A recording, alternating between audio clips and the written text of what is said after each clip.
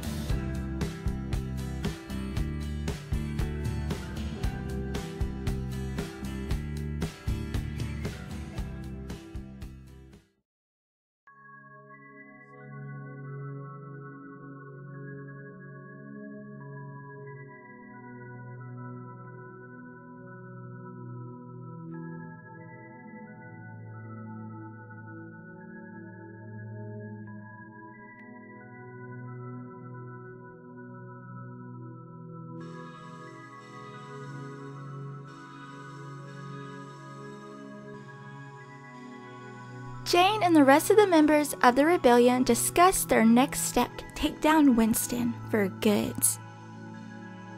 So what Holly was hearing was a bunch of vampire drama that she did not want to be involved in. She had to get far, far away from these people.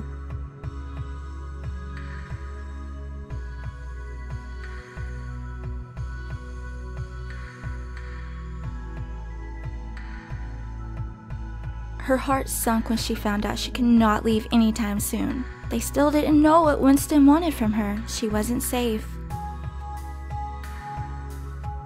Unable to deal with the tension in the room, Gabe had to excuse himself.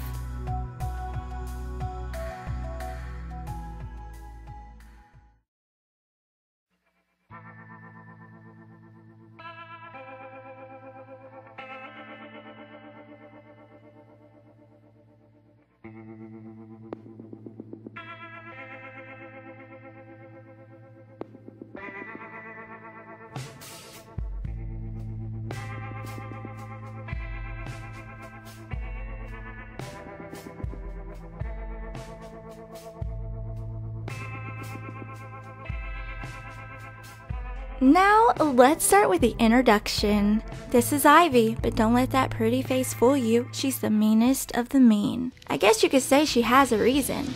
She hated being a vampire. Her vampire fiancé turned her and then left her for a human girl. She joined the rebellion to let out some of that pent-up anger. And then we have Lucas. No one's really sure how he was turned. He knows it was at a party, but he blacked out. The only thing anybody really knows is that after his transformation, Gabe found him, sleeping in a bush.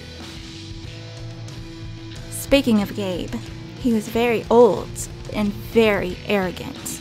Sure, he was strong and maybe good looking. His main job in the rebellion is to act as a bodyguard and keep everybody safe. Oh, and also try to teach Lucas not to suck so bad at this. Then there's sweet, beautiful, perfect Jane. Jane likes to have it all together with a smile on her face. She's definitely the mom of the group. She's what holds the rebellion together.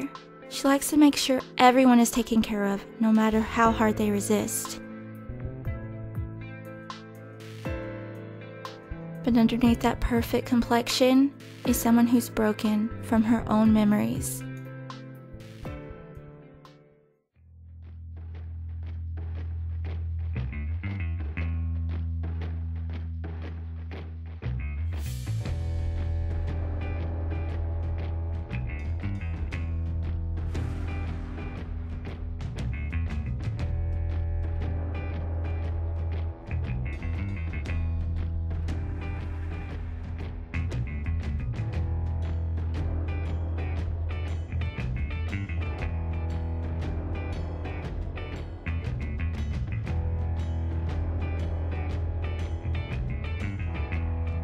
Gabe calmly listened to Winston's sad, pathetic attempt to get Holly back. He claimed that somebody stole her, and he thinks that Gabe had something to do with it. He also promised that he wasn't planning to hurt her. He just needed a little more research on her blood.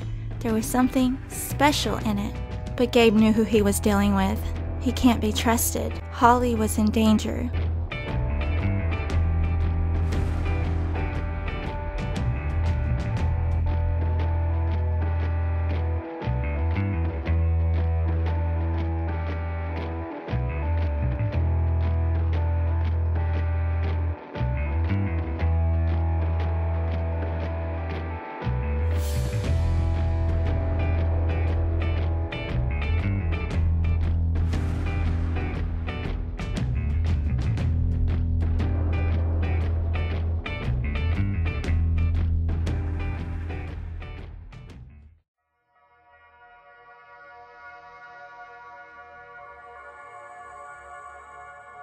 Meanwhile, Holly felt more trapped in this prison than ever before.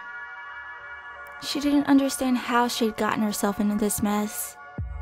And she desperately missed her friends, her mom, whose mind was altered to think she was off on some educational program across the country, thanks to Jane. But I guess Holly might as well get used to this. It's her life now, whether she likes it or not.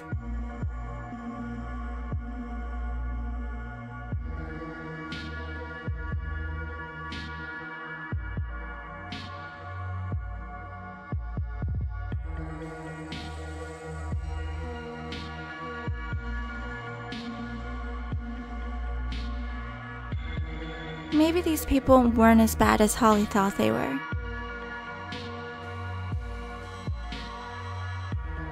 Glad to see Holly out of her room and eating again, Jane decided to sit down and have a talk with her. After all, she wanted Holly to feel welcome and trust her. Jane explained to Holly that she knew how hard it was to be ripped away from your family, everything you've ever known, and she sympathizes. She then lets Holly know that she can go back to her old life, with one exception. She has to keep in touch every day, and Gabe must agree to watch over her and be her bodyguard outside these walls.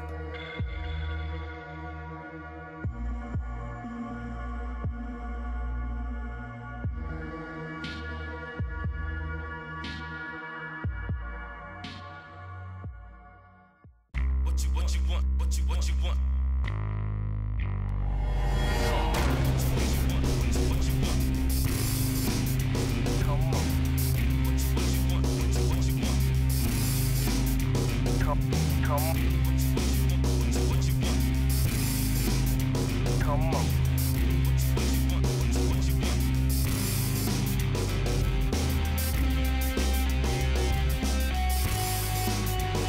Holly explained Jane's idea to Gabe, and of course, he thought it was the stupidest thing he'd ever heard. He highly recommended that Holly find a new hobby, one that didn't involve him at all. This is exactly the response Holly expected, and luckily for her, she had a few tricks up her sleeve as well.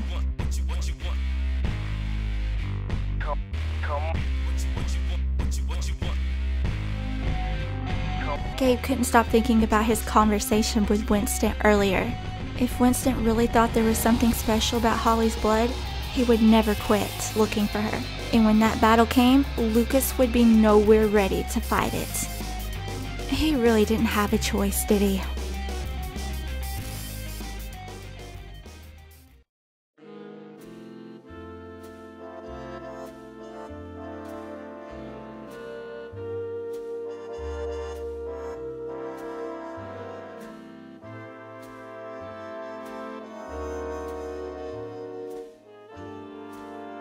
Show off.